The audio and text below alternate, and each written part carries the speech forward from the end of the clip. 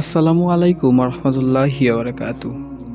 ভাই ও বোনেরা, জানেন কি আমাদের জন্ম থেকে মৃত্যু এবং জান্নাতে প্রবেশ পর্যন্ত যে কথাটি সবচেয়ে বড় সম্পদ সেটি হচ্ছে কালেমা তাইয়্যিবা।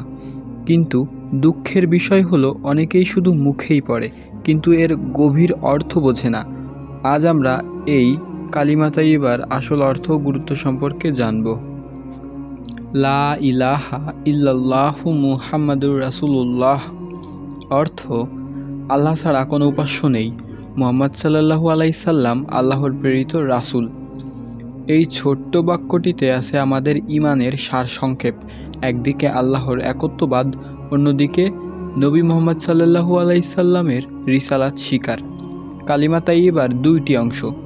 প্রথম অংশ লা ইলাহা ইল্লাল্লাহ, অর্থাৎ আমরা প্রতিজ্ঞা করছি আল্লাহ ছাড়া কাউকে সেজদা করব না, কারো কাছে সাহায্য চাইব না, রাজা বাদশাহ টাকা পয়সা ক্ষমতা কিছুই আমাদের উপাস্য হতে পারবে না। দ্বিতীয় অংশ মুহাম্মাদুর রাসূলুল্লাহ, অর্থাৎ আমরা স্বীকার করছি রাসূলুল্লাহ সাল্লাল্লাহু আলাইহি সাল্লামের পথ ছাড়া জান্নাতের পথ নেই।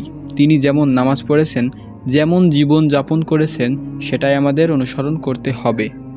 এবার জানব কালিমা তাইয়্যিবার গুরুত্ব ও উপকারিতা সম্পর্কে।